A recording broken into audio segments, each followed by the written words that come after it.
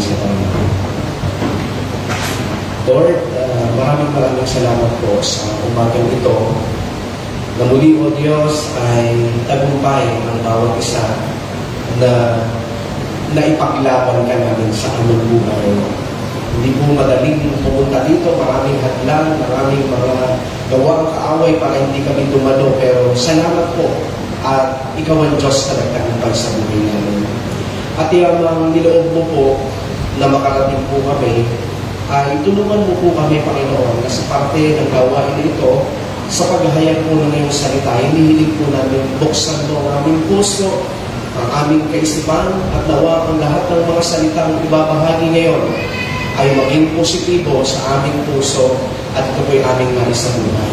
Salamat po, Panginoon, sa gabayan at patnubang ng Santong Espiritu. Ito po aming samot dalangin sa pangalan ng Ama, ng Ala at ng Espiritu Santo, at lahat po'y magsabi po ng Amen. Amen. Palakpakan po natin ang Panginoon.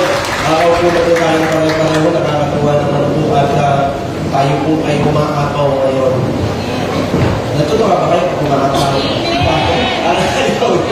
So, uriin po ang Panginoon at ang ating po pag-aaralan ngayon ay susi ho ito sa pagyaman na nating pare-pareho. Sino yung maman?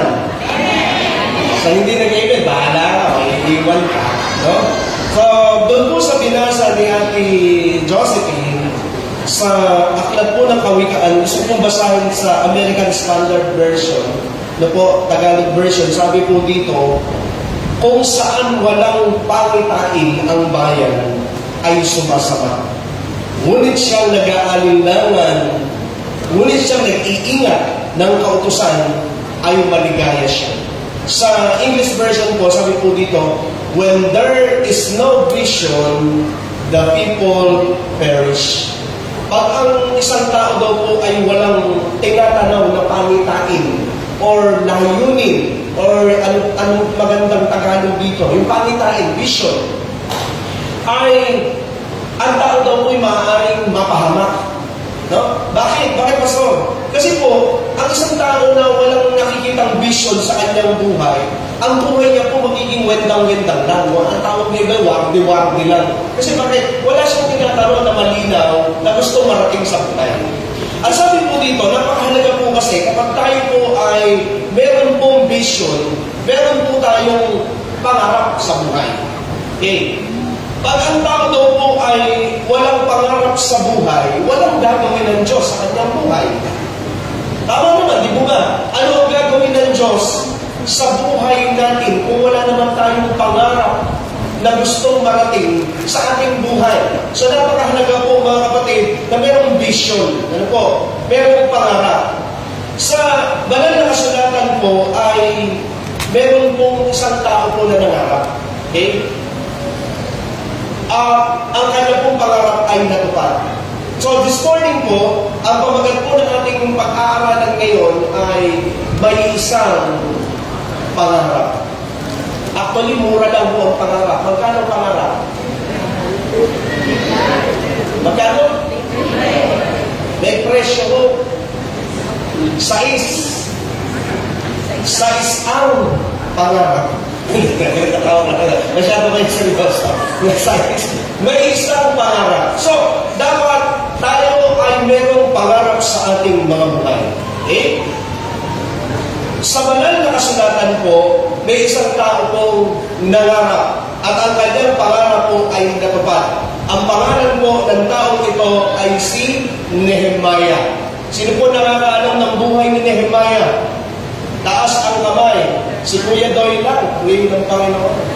So si Nehemiah po, mga kapatid, ay nangarap sa kanyang buhay at ang kanya pong pangarap ay tinupad ng Panginoon. So ano ba ang kanyang pangarap? Sundan niyo po ako, hindi ko na pinabasa kay Sister Josephine para tayo-tayong pare-pareho po ang makakita.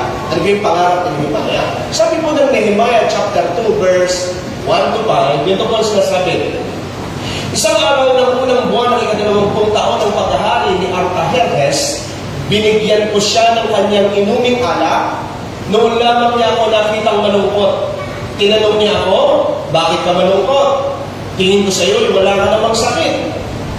Sabi dito ng 3, natakot ako kaya sinabi ko sa hari, naway ingatan kayo ng Diyos habang panahon.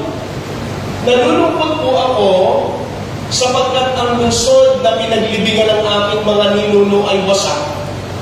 Ang mga pintuan niyon ay natupok ng apoy. Ano ngayon ang nais mo? Tanong ng hari. Nanalangin ako sa Diyos ng kalangitan at pagkatapos sinabi ko sa hari, kung pahihintulutan po ninyo ako kamahalan, nais kong umuwi sa Huda upang itayo muli ang lungsod na pinaglibingan sa aking mga ninuno.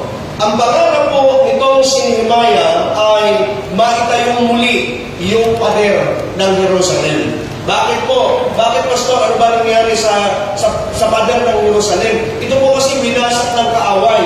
So, bagsak ang pader. So, sa panahon po kasi noon, sa Old Testament at maging sa panahon po noon, ang mga syudad, halimbawa itong Giginto, para ang seguridad ay sigurado, may bakod.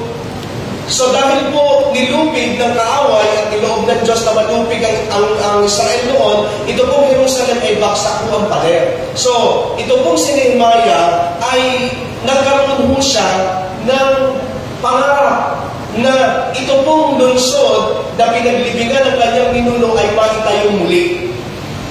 Ang tanong ay, natupad ba, Pastor, ang pangarap ni Nehemiah? Natupad po ang pangarap ni Nehemiah na ito po ay maitayo muli. Ang sabi po ng Nehemiah chapter 6 verse 15, pagkaraan ng 52 araw na paggawa, ilan daw pong araw? 52 days. Sabi niya, natapos ang pader noong ika-25 araw at ika-6 na buwan. Okay, natupad po ang pangarap nitong si Nehemiah. Bakit natupad? Bakit nagawa ang kanya mong project na ito? Kasi po, walang ghost project noon. Walang... relate tayo lahat. Relate tayo. Wala pong... Hindi yun ang dahilan. Ano ang dahilan? Bakit sa loob lamang po ng 52 days? Actually, sinesearch ko po kung gaano ba kahaba or kaluwang yung pader na ito. Ayaw mong magbigay ng information ang mga matatalino. Basta ang sinabi po doon, basta daw 52 days na ito po ay itinayo. Ngayon, seryoso tayo. Ano ang ginawa ni Nehemiah? Bakit natupad ang kanyang pangarap at bakit sa loob lamang ng 52 days ay natapos ang wall? May 6 na bagay po tayong makikita sa istorya po na ito. Ano ang ginawa ni Nehemiah at ano ang meron siya? Bakit natapos yung kanyang pangarap na ito? Number 1, ang tawag po, ang una po ay burden. Burden. Ano mo? Sabi po ng Nehemiah chapter 1 verse 2 and 4, nang dumating ang kapatid kong si Hanani kasama ang isang pangkat ng mga lalaki mula sa Huda, kinumusta ko sila tungkol sa Jerusalem at sa mga Hudyong nakabalik sa Huda mula sa pagkabihag ng Babylonia. So dinalaw po si Nehemiah ng kanyang kapatid. At sabi ni Nehemiah, kumusta ang lugar natin? Kumusta ang nangyari? Ano po ang sabi ng kanyang mga kapatid? Sumagot sila, kawawa naman sila roon. Bakit daw? Inahamak at nilalait ng mga dayuhang nakatira na malapit doon. Sinasabi nila na wasak ang mga pader ng Jerusalem at ang mga pintuan ng lungsod ay hindi pa nagagawa mula ng sunugin. So, nilalait sila. No? Bakit? Sapagkat ipinagbabalaki nila na si Yahweh ay ipagtatanggol sila. Si Yahweh ay makapangyarihan. Tapos, wasak ang pader nila. So, nilalait kayo sila. So, sabi mo dito, nang marinig ko ito, ang sabi ni Nehemiah, nang marinig ko ito, naupo ako at napaiyak. So, grabe yun, naging burden nito si Nehemiah. Napaupo siya, napaiyak, ilang araw akong nagdalamhati. So, grabe mo yung dating kay Nehemiah, yung dating sa kanya ng balita ng kanyang mga kapatid. Kaya ginawa niya, sabi po doon, natayo siya, nanalangin siya. So, number 1, burden. Mayroon pong pasanin si Nehemiah doon po sa bayan ng Diyos at doon po sa Jerusalem. Ano po ba yung ibig sabihin ng burden? Ano po? ang burden or pasanin, mga kapatid, ito po'y hindi lang ito sa labi. Kundi ang burden po, ito po'y nagmumula sa puso. Kasi ang madalas, nakakakita po tayo, minsan nagkakaroon tayo ng burden or habag. Pero hanggang bibig lang eh. O halimbawa, dito mo pagpasok sa kanto, nadatnan niyo pa ba doon yung isang pamilyang nasa kariton? Kung pagpunta niyo po dito, nakita niyo pa ba? O kami, nakita namin kanina. So, kadalasan ang sinasabi ng tao, nakakaawa naman sila. Pero minsan, hanggang bibig lang. Yung pagkakawa. Ang tunay na burden, dito nagmumula yung sa loob. Yung bagpasanin na parang ikaw yung nahihirapan. Na parang tayo yung nagdadala ng isang bagay na napakahirap. Yun po ang burden. Ang pasanin ay bunga ng malalim na pagmamalasakit. Po, pag sinabing burden, ito po yung nagbubunga ng malalim na pagmamalasakit sa isang bagay. At ang pasanin po ay bunga ng malalim na pagmamahal. Nagkakaroon lang daw po isang tao ng burden. May burden kasi isang bata. No, parang kanina, sumasayaw po sila, yung mga bata dito. Ako ay nababasa ng ilang luha kasi yung boses ko. Na yung burden ko ay sabi ko pa, ang mga bata ito ay naglalaki. Parang, natatouch ako na sabi ko, naman magkaroon ng maganda kinabukasan itong mga bata na ito. Hindi yung makagaling lang tumambling. Kasi hindi sila mapupuhay ng tumbling lang. Kahit mag-tumbling, nagbagsak yung butong pa rin yan. Pero yung burden na nawa ang mga kabataan ito ay maging maayos ang buhay. Ang burden dun sa loob, yun po yung meron si Nehemiah. At yung burden na ito, hindi ko makalimutan, kung narinig nyo itong madalas kong binabanggit, yung sinabi ng senior pastor at saka po ng founder na ito, ewan ko kung saan dictionary ito yung ni Pastor Bimit, ito po yung tinatawag na iwing pagmamahal. Napakadalas kong binabanggit ito. Iwing pagmamahal. Ewan ko kung saan dictionary yun. Pero ano po yung iwing pagmamahal? Ito daw po yung inaari mong sa iyo ang isang bagay. Nagtatrabaho ka, hindi ka tauhan lang doon, kundi yung damdamin mo ay ikaw ang may-ari na sobra mong minamahal yung isang bagay. Parang sa mga jeepney driver. No? Paano mong malalaman yung namamasada, kanya o yung jeep o hindi kanya? Alam niyo ang tanda. Ang daling tandaan, pag ang driver ay hindi kanya or kanya yung sasakyan, kapag nasakay ka sa isang jeep na walang ganang salbak, hindi kanya yun. Pero pag ito ay may lubak, iniingatan niya ito, iniiwas na sa lubak, dinadahan-dahan niya, kanya yun. At kapag ka ang jeepney driver ay kulang na lang, ay iluwa mo lahat ang kinain mo, kagaganon, kung kanulusot, hindi kanya yun. Bakit? Naghahanap ng boundary yun. Pero pag ang nilahan nyo, siya, smooth lahat takbo noon. So ano ibig ko sabihin? May malasakit, may burden.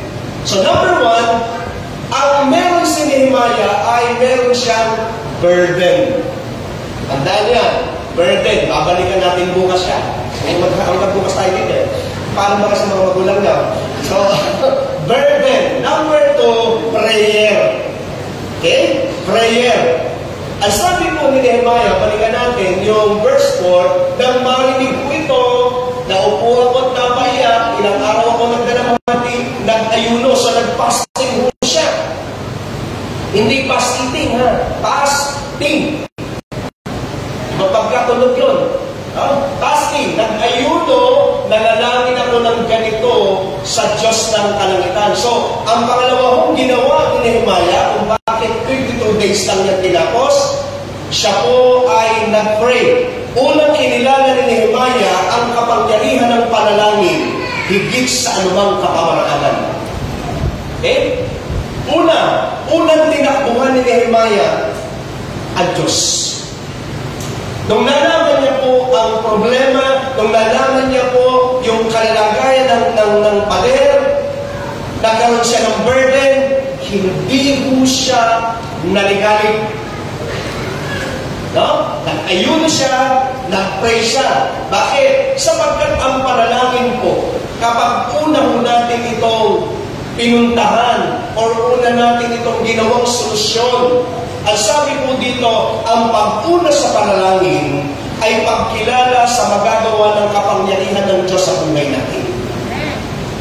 Pag ang panalangin ang una nating tatakbuhan, kinikilala natin na ang Diyos na makapangyarihan ay kayang kumilos sa buhay natin. So, alam niyo mga kapatid, yung lang mag-pray tayo, ha? Mag-pray ka pa lang. Hindi ka pa tinutugon ng Diyos, umanatag ka na. Bakit? Sapagkat ginawa mo yung tamang step. Ang panalangin po kasi, nagtitiwala tayo sa Diyos. Ang taong hindi nagpe-pray, wala nang tiwala sa Diyos. Hindi na usapan dito yung talikuran mo si Lord. Hindi na usapan dito yung nagdududa ka kay Lord. Huwag ka na lang mag-pray. Isang tanda na yan, wala kang tiwala sa Diyos. Kaya mahalaga mo ang panalangin sa buhay mo natin. Ang pag-una sa panalangin ay nagpapakita na hindi natin kaya ang isang bagay kung wala ang Diyos. Okay? Ang pag-una sa panalangin, ang sabi dito, ulitin ko, nagpapakita daw na hindi natin kaya ang isang bagay kung wala ang Diyos. Pag-amin ito. Kapag nag-pray tayo, sinasabi natin, pag nag-pray tayo, ay sinasabi natin, Lord, hindi ko kaya ang pinagdadaanan ko ito. Hindi ko kaya ang sitwasyon na ito. Hindi ko kaya, Panginoon, gaano man katalino, gaano man nakapagaling. Pero, pag wala ka, Panginoon, hindi ko kaya. Yan ang prayer. Naiintindihan ni Nehemiah yan. Kapit. So, sabi dito, bakit ang pag-una sa panalangin ay nagpapakita na kaya ng Diyos na antigin ang puso ng kahit sino pa man. Pag nag-pray tayo.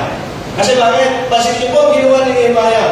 Kasi nung panahon po na yun, pag ikaw ay hinihiling sa hari, lalo't hindi ka tinatanong, lalo't hindi ka pinatatawag, tapos nag-request ka sa hari, at bad mood ang hari, ugot ang ulo. Gaya kay Esther, pag nabasa niyo po istorya ni Esther, si Esther po nag-ayuni rin, bago mo siya humarap sa hari, kapagkat pag hindi itinutok ng hari yung kanyang sikro, ay patay talaga. So itong si Nehemiah, may burden siya. So, natapos siya nagkaroon ng burden, humingi siya ng tulong sa Panginoon. Sapagkat sabi niya, Lord, daharap ako sa hari. Pag hindi nalugod ang hari, hugot ulo. Pagkamat si Nehemiah, ang kanya pong trabaho ay cupbearer. Siya ho ang nakatimpla ng Diyos ng hari. Siya ang nakatimpla po ng anak ng hari. Napakalaki mo ng responsibilidad. Bago inumin ng hari, si Nehemiah muna ang unang titikin. Ganun mo siya, napakalapit niya sa hari. Pero, bagamat napakalapit niya, hindi pa rin siya nagtiwala doon sa sarili niyang kakayanan. Minsan kasi tayo, sabihin mo, magkana ka ng kapitan. Sabihin mo, pamangkin ako ni Mayor. Kapatid ako ng gobernador, mga ganyan. Si Nehemiah, kung papansin ninyo po, mismong nandun siya sa palasyo. Kung tutuusin, pwede naman niya, na habang sinasalina ng hari, wala, baka naman pwede naman. Pwede naman yan eh. So, pero, kinilala pa rin po niya ang kapangyarihan ng panalangin. So, number 1, burden. Number 2, prayer. Number 3, planning. Ito pong si Nehemiah,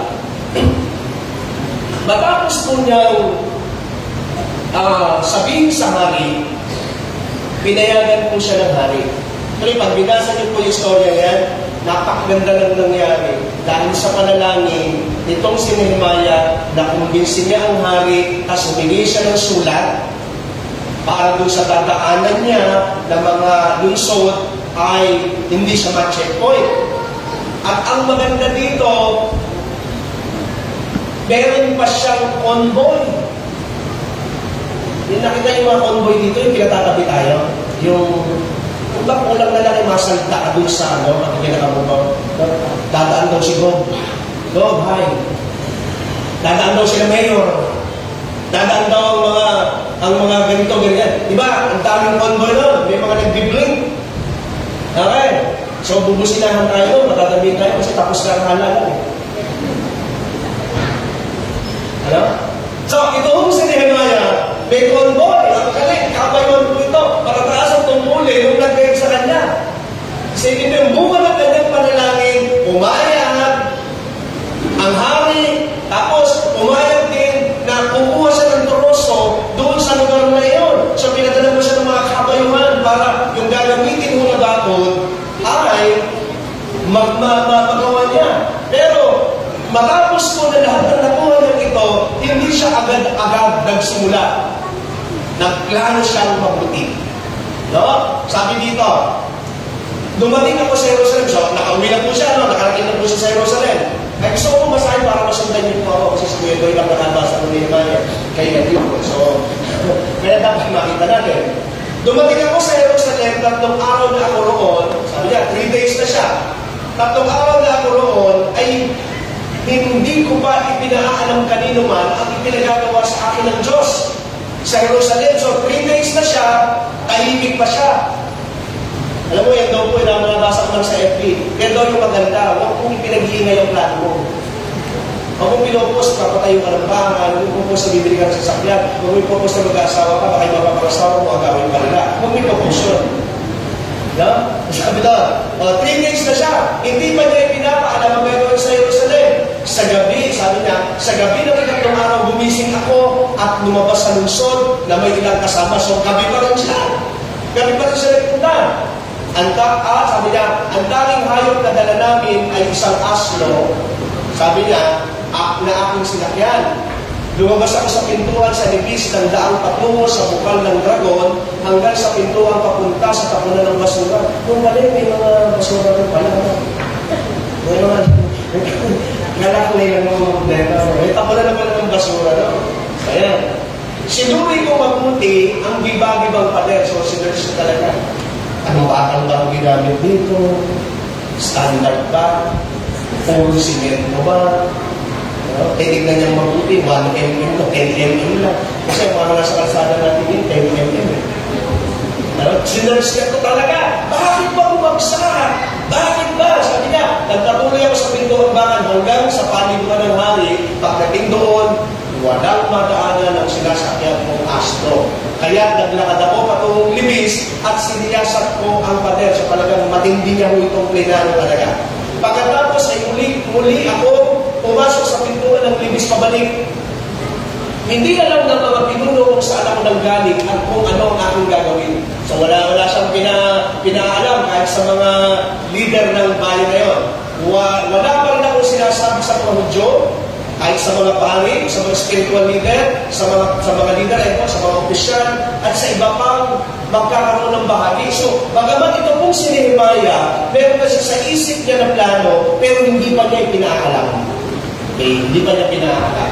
So, sabi dito, so, si Nehemiah po ay plinano niyang mabuti. Napakahalaga po kasi ng pagpaplano. No? May binabasa po ako, ewan ko paano ito i-interpret, English. Sabi niya dito, planning to pay is paying to plan. Tagluhan ba kayo? Sabi dito, kung hindi ka nagpaplano ka ng mabigo. Kung wala kang plano, kung hindi ka nagplano kang mabigo. Di ba? So, ibig sabihin, napakahalaga ng pagpaplano sa buhay. Hindi pwede yung harabas karibas, sabi nga ni Pastor. No? Hindi pwede yung harabas karibas yung maisipan natin, gagawin natin.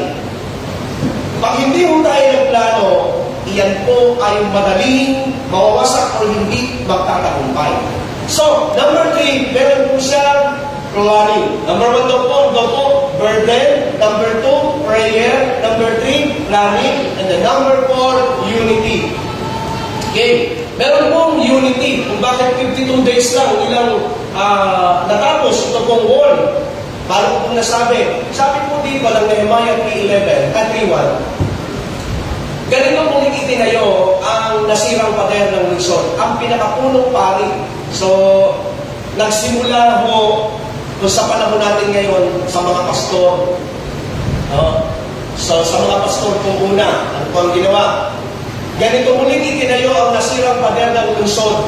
Ang pinakapunong pari na si Engasib at ang mga kasamahan niyang pari ang muling nagtayo ng pintuan ng mga tumpa Binasbasan nila ito at pagkatapos ay nilagyan ng pinto, binasbasan din nila ang pader hanggang sa tore ng sandaan at sa tore ni Hananiel.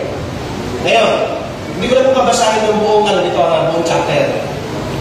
Assignment na yun. Bakit ko sinabing unity?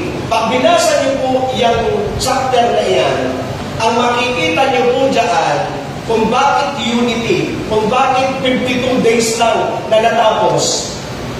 Kada bahay po na natapatan ng wall, sila yung gagawa.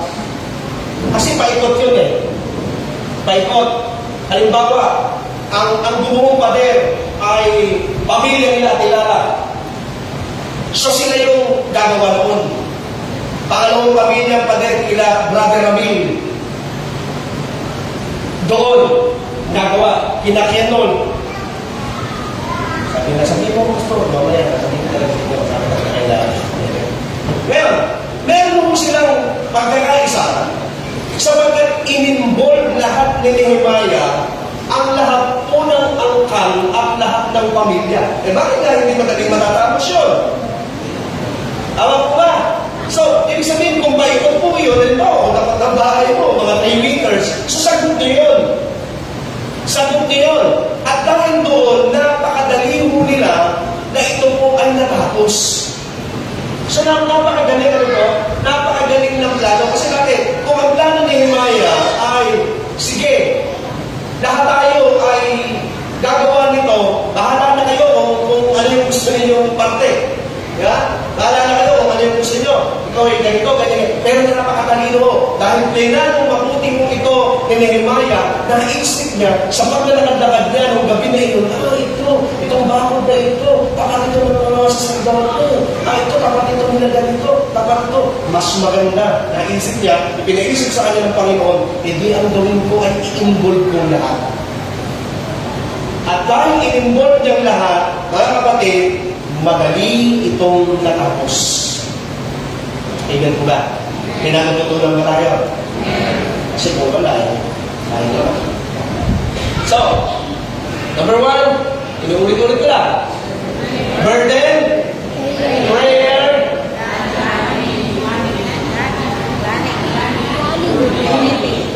unity. And number 5, trust. Pastor, bakit trust? No? Basahin natin ito. Sabi po dito, sa kabigay ng salita naman si Tobias, ang naamunita, na may mga kontra. Sabi niya dito, ano bang klaseng pader ang gagawin ng mga hudyong ito? Madaanan lamang ng asong gubat, hindi ang nabuto. So may mga may mga mapalirang kalooban. Ano tawag doon? Yung nagdi-distract, nagdi-discourage, sabi nila. Madaan lang na nasa buwan, hindi ang natubo na. Sa narinig ko ito, nanalangin ako. Pray ulit siya. No? Hindi yung sumagot si Nehemiah na, makikita ninyo. Pag nakita nyo ito, makikikuntong-kuntong. Ano dito, hindi siya. Pag nakita nyo ito, hindi yung siya gano'n. No? Hindi siya napa-apekto. Kasi may mga sumisira. Alam mo, isang ganyan din sa atin, di ba? Alam mo, gusto ko nung magkaroon ng bahay. Naku, magtatayo na napakamahal ng materyales. Yung mga kailan, yung harap ko, di ba? Alam mo, gusto kong bilhin sa sakit, yung mga bahay. Alam mo, gusto kong mag-asawa na ako. Yung nag-asawa nga ito, may terap-terap. Huwag ka na mag-asawa. May mga ganyan tao sa atin, sa paligid natin. Kapag nangangarap ka, ito ka bumuyog. Ganun mo ito sa mga Tobias, kasama niya ng God, ang pangalan mo isang balat. Kaya nga, sabi na, pag may nagba, malas, hindi kami balat. Ganyan. Sa narinig kong ito, ako'y nanalangin. Tignan mo kami, O Diyos, kung paano kami kinukutsa. So, pwede pa lang tayong mag-pray sa Lord. Lord, tignan mo lang kami. Lord, tignan mo yung panalagayan namin. Pray ka lang. Magtiwala sa Panginoon, sabi niya. Magtiwala sa Diyos. Bakit, mga kapatid? Hindi talaga mawawala ang discouragement. Itong si Nehemiah po, hindi nakalusot doon. Sa mga discouragement, sa mga combat ring, tawag natin ito, combat ring. Mga kontra-bulani. Maganda kung tiki-tiki ka na lang, pero iba kung bante. May mga taong kontra. Ito si Nehemiah, hindi mo siya nakaligtas doon. Pero, sa kabilang discouragement dito kay Nehemiah, patuloy po siyang nagtiwala sa Diyos. Amen? Kung minsan mo talaga yung mga bubulong sa atin, na makabagpagan para umusap tayo sa tunay. Yung mga madidinig natin sa paligid natin, iyan yung hihila sa iyo, pabalik. Bakit? Ang tao po kasi, ikas na ayaw tayo kumasenso. Ayaw nilang bumanda ka. Ayaw nilang bumuha ka. Tanungin mo, ito ang ganda mo ngayon. Ano ba ginagamit mo? Secret. Bakit? Gusto niya siya lang. Diba? O bakit ka ba yumaman? Ano ba yung recipe mo dyan sa niluluto mo? Secret. Although sa business talaga, meron talaga ano ba sa lawyer na tinala? Merong secrecy mo yung product mo. Meron talaga naman. Actually, pag ginaya mo, pwede lang yung ginaya. Pero sa spiritual na buhay, siyempre, ibang usapan ko. So, alis na sabi dito, meron po talaga, kailangan natin ng trust. Kailangan itong si Nehemiah ay meron po siyang pagtitiwala sa ating Panginoon. And last, sa siguro, pastor, tawin na mga tao. Introduction pa lang. Sacrifice. Sacrifice. Si Nehemiah po, ang grupo nila ay may sacrifice. Sabi dito, sinabi ko rin sa mga tao, lahat ng lalaki at mga alipin ay kailangan magpalipas ng gabi sa loob ng Jerusalem at maging handa sa anumang pagsalakay kong gabi at sa araw ay magtatrabaho naman. Bakit? Ano po yung ang konteksto lang? Sapagkat nung nabalita ni Tobias at Sanballat na naitatayo na nila po yung pader, nagplano po sila na lusubin. Sapagkat meron po mga Jerusalem na nakikihalong mo doon sa kilasang balat na didinig nila yung usapan. Minsan maganda rin yung trabaho ng mga marites din nakakatulong din no? At sabi mo yung mga marites, uy, Nehemiah, nadinig ko, lulusubin daw kayo. Sabi ni Nehemiah, thank you, Sister Marites, thank you, sabi niya. Pakinabang ka rin naman pala. Ganon. So, ang ginawa, sabi ni Nehemiah, ay magbinasa niyo po yan, napakahirap po ng tungkulin nila. Bakit po? Ang isang kamay po nila ay may hawak na taba or pana o sibak. Ang isang kamay po nila ay may hawak po na asarol or martilyo. Hirap doon. No, para pag naglililisuwag sa pulo pag umuulan, may payo. Dala namin yung tangkay na kaipin na rin para po kumagano. Pag umuulan. Isang sakripisyo, pero pag wala ko na siyempre, di ba, malaya ka. So, ganito po sila. Bakit? Ang hirap po ng kalagayan nila, kasi bakit? Yun nga, may tabang kang asarol, may tabang kang, may tabang sa panlaban. Ngayon, at isa pa sa mahirap po dito, hindi mo sila pwedeng magkwentuhan. Kasi bakit? Meron mo silang code. Ang sabi mo ni Nehemiah, pag narinig mo yung tunog ng trumpeta, magsasama-sama tayo. Pag narinig nila yung tunog na,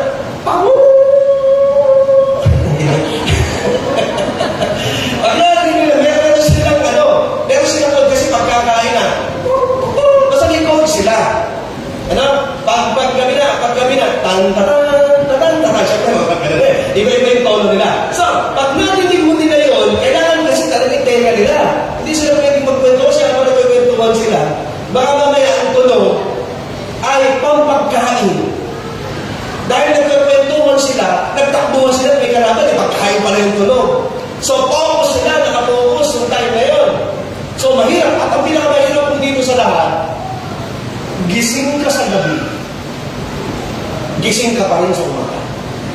Naranasan mo yun. Yung bang wala kang tulog. Pero sabi na nila, di ba, di walang tulog.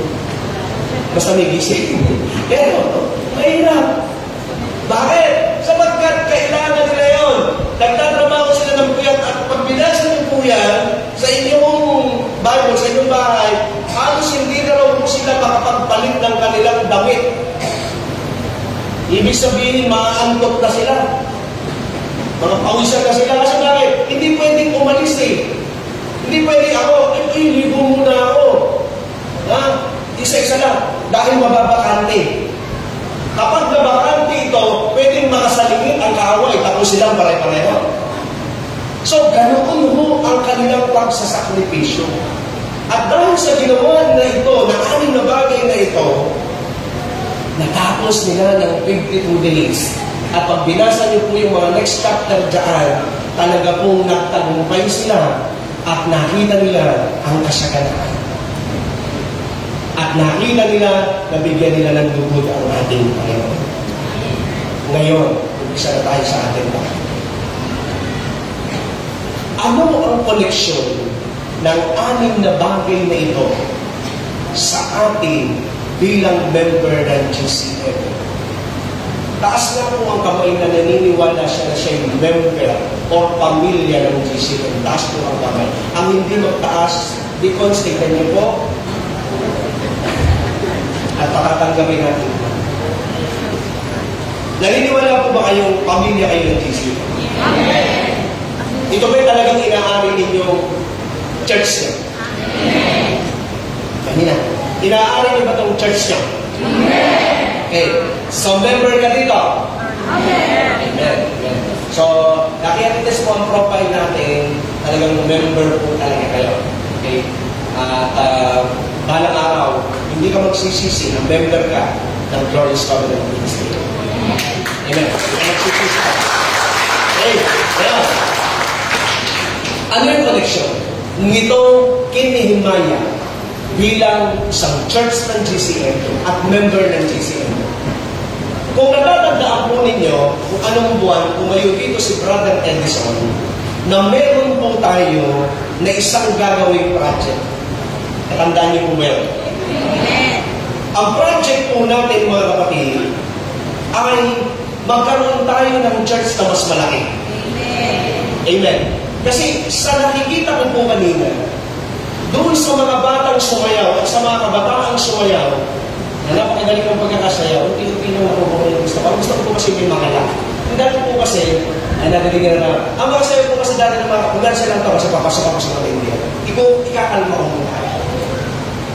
Dati po kasi ang mga sayo ng mga kabataan natin ito. Para ba yung ano na, sabi ko, ano mga kabataan natin? Iba po ba? Sabi ko, maganda yung bang, di ba yung mga hindi yung mga yung pulong energy. Hindi ba? Yung mga, di ba, nakakaharap yung talagang pulong energy. So, sabi ko na ba, nag-i-improve. Talaga mo kahit sila, may kakang ganun pa. Alam ko na ba, dito, anak ni Pia. Alam mo yung wala ba kung magpapupag, di ko na binanggit. Marami sila. Ngayon, itong mga kabataan na ito, napakatulin na lumaki. Nagdadalaga na sila. Magaganda. Pagkaka mga talansin na magaganda. Pinaniniwala. Ang sabi ko, ang gaganda ng mga bata ngayon. At dahil maganda, ngayon pa lang naliligawan na. Totoo. Iyan din tayo. Maglalaki yan. Mag-aasawa yan. Pag yan din ang anak ng tig sa 10.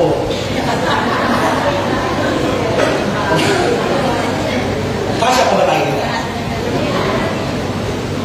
Kasya pa ba tayo? Hindi na tayo makakasya. Hindi na tayo makakasya sa church natin ito.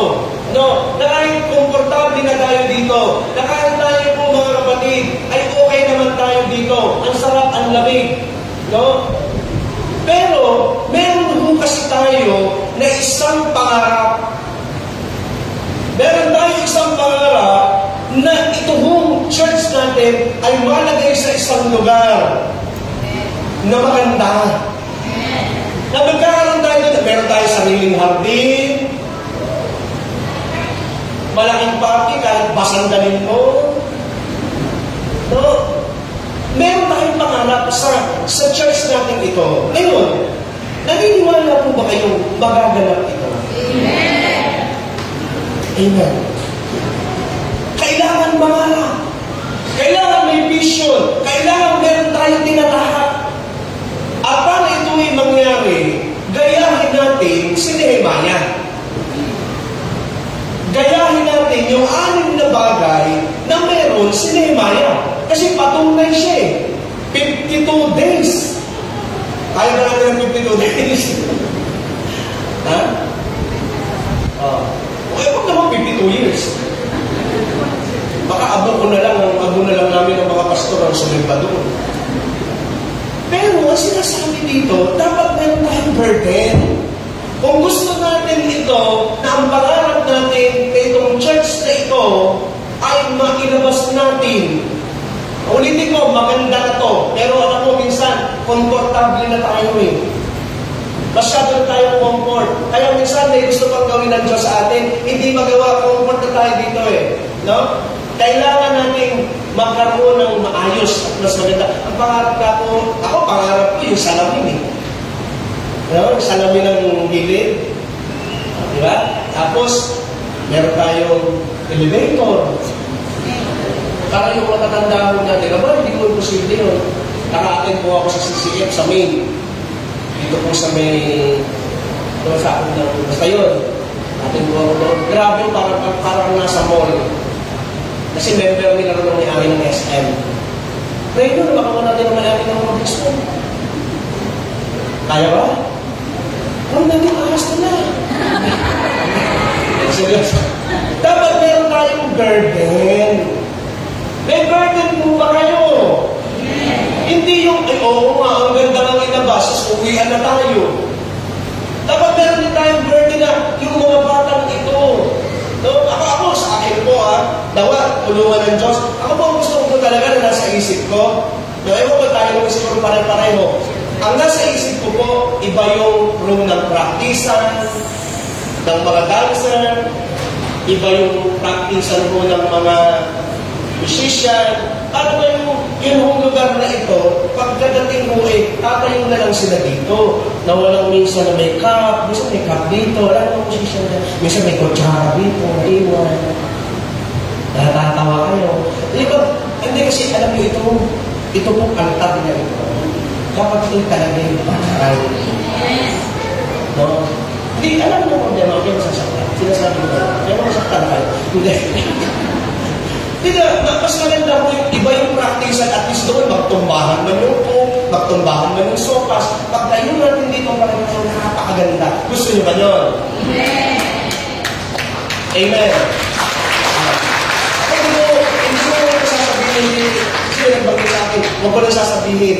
Ako po kasi na-invite doon sa Galilee Worship Center. Pagpasok niyo po doon, mga kapatid, sabi ko siya, parang pumasok sa langit.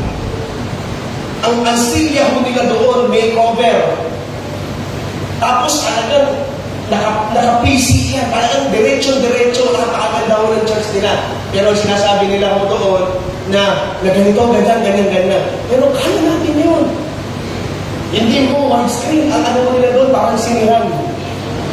Kaya pag na-invite po ito, parang nilang napapanood siya doon eh. Sinang si Glenn Paul. Para na naman, hindi sabihin, bakit? Merong burden. Dapat meron po tayong burden. At matapos na tayo po ay magka-burden, ipanalangin natin. Lutuin natin sa panalangin. Kulitin natin si Lord. Huwag tayong bibitaw hanggang hindi ibinibigay ng Panginoon. Amen. Dapat sanayin sa prayer items natin sa ating pamilya. Hanggang hindi ito nagaganap, araw-araw yan, kung nagpe-pray ka, araw-araw, sasama mo to sa iyong pamilya. Kaya mo ba? Kaya. Pangako sa Panginoon. No? Alam mo, natapos ka mag-pray, mag-pray church, bumalik ka, mag-pray ka. Bakit? Napakahalaga po ng prayer at napakahalaga din ng planning. So, planning. So, ang pagpaplano po sa mga council, sa mga pastors, sa mga leaders natin, planning yan. At naniniwala naman po ako na anumang pagplanuhan, galing ito sa Panginoon. So, ano man yung bagay na ito, dapat meron tayong planning and unity. Paano ito? Gusto ko dito dumiin sa unity na ito. Kung paano po na ito pong si Nehemiah ay in-specific niya ang kada pamilya ay magtatayo. ng wall na ito, ang gagawin po natin dito mga kapatid, alam niyo, first time ko po ito sasabihin. Pinag-pray ko sa Lord, huwag po kayong ma-open na may maging blessing sa inyo. Pwede po bang gayahin natin si Nehemiah na lahat ng pamilya ng Glorious Covenant Ministry ay magiging bahagi? Amo, huminga na. Kaya ba? Ano? Halimbawa ho, at i-involve din po natin ang lahat ng outreaches. Kasi ang una po natin dapat mabili, lupa. Lupa. Kasi pag bumili po tayo ng lupa, madali na yan eh. Pag tayo po ay, siyempre, meron sa inyong i-bless, ano? Magkakaroon po kayo ng pagkapala, pupunta po kayo sa isang yayasan, sa pag-meeting po namin, uy, sagot ko na po yung 1% na eh. Akin mo yung isang bako, okay na yun. No? Ang kada pamilya po natin ay magkakaroon po dito ng parte. Walang hindi. Okay, kung ikaw ay magtitisod sa sinasabi kong ito, wala kang burden at wala, hindi ka pamilya. Okay. Hindi na kayo maka-amen. Amen. Kaya sabi ko sa inyo, kinondisyon ko muna kayo, nagsasayo muna ako kanina, pinakawa ko muna kayo. Bakit ko sinasabi ito? Hindi tayo magpe-presyon, ano? Isipin mo na lang. Ano mo? Hindi naman ito biglaan. Hindi ito biglaan. Isipin mo. Hindi mo 1K na lang. 1K na lang. Ano? Ilang member ng buong Glorious. Hindi lang sa pagkuha. Meron tayo sa libo, no? Meron tayo sa libo na member. Kasama dito pati kabataan. Ano? Pipilitin nilang magkaroon ng party. Kung meron tayo sa libo, magkano mo yun?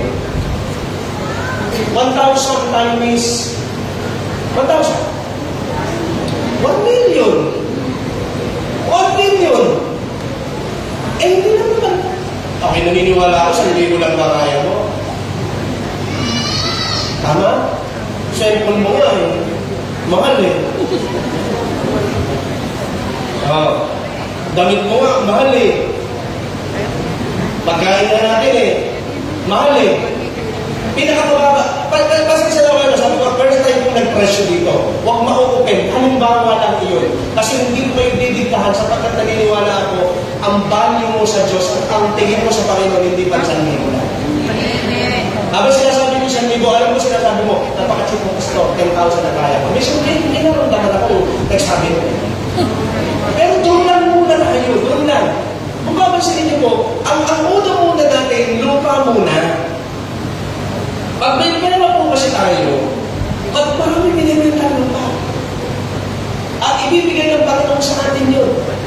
So, ang mahalaga, meron po tayong pagkakaisa dito. Amen po ba? Mag-inaw sa mga teacher ng children, tulungan sila mag-ipon. Nga? Ang maganda yung may bahagi sila. Kasi pag may bahagi po tayo pare-pareho, sasabihin ko po sa inyo, mamahalin natin ang iglesia, mamahalin natin ang ipapatayo natin. Amen. Kung magkakaroon ng ikipagmamahal, ito yung kapag bumabagyo, sabihin mo, kayo nababasa yung mga gamit. No? Pag bumabagyo, naku, ano kaya? Tawagan mo, baka lalaki. Uy, masarap nga natin yung chest, baka may tumutulo. Tignan nga natin yung tulpi ko, baka ganito. Kasi bakit? Meron tayong bahagi. Ang project na ito, pwede natin gawin. Dati nagkaroon dito ng Project Hagay. Ngayon naman, Project Nehemiah tayo. O gusto nyo, may isang pangarap project. Ano tayo mo dyan? Gusto mo, dalawang alikan siya, may isang pangarap at Nehemiah. Pero, itong sinasabi po na ito, kaya natin ito. Ang sasabihin ko po sa inyo mga kapatid, gamitin natin yung salita doon sa Book of Haggai sa Ageo. Baka ito naman ang susi talaga sa pagyaman mo na. Kasi po din sa Book of Ageo, ang sabi ng mga tao, ano ba nangyayari sa atin? Sabi ng sa propeta, tingnan nyo ba nangyayari sa buhay nyo? Trabaho kayo ng trabaho, pero ang inyong mga kinay parang nalalaglag sa bustong utas. Kumakain nga kayo pero hindi nabubusog. Ano nangyayari sa inyo, sabi ng propeta? sabi ng mga tao, bakit nga ba nangyayari? Ang sabi mo ng propeta ni Ageo, tignan ninyo, ang gaganda ng bahay ninyo, pero pinababayaan ninyong wasak ang aking templo. Ang sabi ng Panginoon, subukan ninyong itayo muli ang templo ito kung hindi ko pasaganain ang buhay ninyo.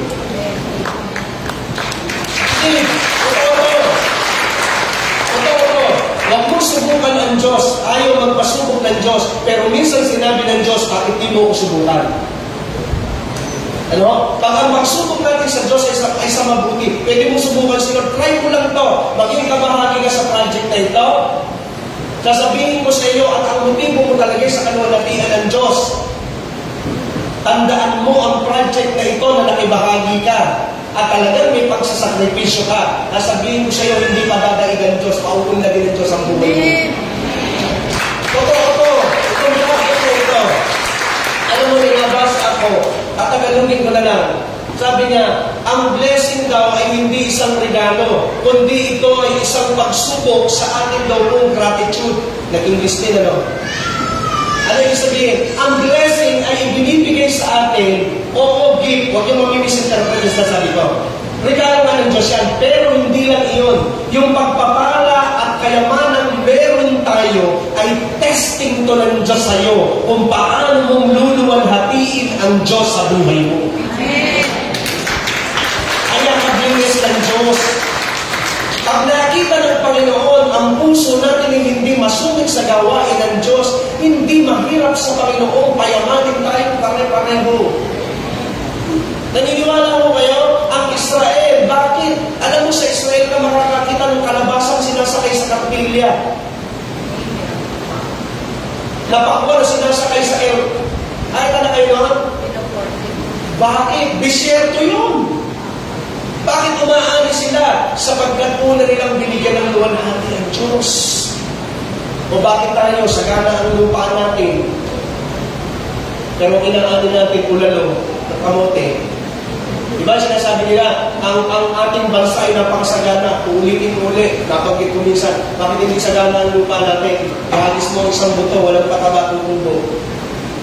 Alam mo kung meron man dapat talagang malalaking mga puno dito sa atin, sa bansang mundo, dito talaga sa Pilipinas. Pero sa atin ang bayabas natin, bayabas. Ang lilit. Para tayo makakain ng bayabas, Amerikano, yung imported. Bawang, kailangan galing China. Ang bawang natin, lilit. Bakit? Baka naman ang susi lang ang pagluwalhati talaga sa Diyos at iglesia tayo pakita-pareho. Ganun ba? So sa project na ito, ulitin ko, kung ayaw mo naman, wala namang problema. Pero pag binibless na kami, bebilatan ka na lang kami. Kapag kakadinahan mo, meron na, ka-fortuner na, mga nakasasakyan na kami, tapos kung nakabike ka pa, hindi ka nakibahagi, popot-potang ka na lang. At bababa ka lang namin, sasabihin namin, bakit? Binigyan tayo ng chance ng Diyos. Ito may general. Nasa sa iyo ang pagpapasya. I-announce na lang po sa pag-uusap kung kailan ito sisimulan. Sisimulan na agad natin siyempre agad para makaipon na tayo. So, unity and trust the Lord. Ano man ang mga bagay na makikita natin na bakit parang hindi nangyayari, hindi na ito, may magsasabi sa atin, ilalabas ninyo na ko, ang mangyayari dyan. Ilalabas ninyo na ko, hindi totoo yan. Katagal ng pinangarap yan. Huwag tayong makikinig doon. Ang pakinggan natin ay ang tinig ng Diyos. Sapagkat ang pangitain nito, ang vision na ito, hindi mo ito nagmula sa tao, nagmula po ito sa Panginoon. Okay? Magtiwala kayo sa Diyos at higit sa lahat, sacrifice. Sacrifice. Madaling magsakripisyo. No? Kung kinakailangan mo ka munang bumili ng damit mo pang Pasko muna. Pwede naman. Kung kinakailangan, huwag ka munang bumili ng queso de bola ngayon para lang maipon mo yun. Pwede, magsakripisyo tayo. Kaya ko ba magsakripisyo? Naniniwala ako, sasagot niyo nagsasakripisyo kayo. Kaya ko ba natin gawin ito? So, sakripisyo, alam mo ang pinakamasarap sa lahat? Sabi niya, ang isang bagay na ibibigay mo sa Diyos na nasaktan ka. Ito natutunan ko sa founder ng church na ito, na ikaw pag magbibigay ka, yung nasasaktan ka sa ibinibigay mo, hindi yung sobra lang sa'yo. Amen ba? So, ganun din sa Panginoon. Itong sa gagawin natin project na ito, pilitin pong masaktan. Magsakripisyo. At pag ito po ay ginawa natin, sabihin ko po sa inyo, matutuwa na Diyos. Inom ko lang. Yan sa nakikita ko sa mga mukha ninyo ngayon, kahit malayo ako naman, kayo kasi manong pa, gusto nyo ba? Hindi tayo, nag-bless tayo ng Panginoon. So, the message ng Panginoon na kapatid, sa katapos-tapusan ng mensahe ng Panginoon, gusto kong tapusin doon sa salitang project na himahin. And I believe, magagawa natin ito para. Amen po ba?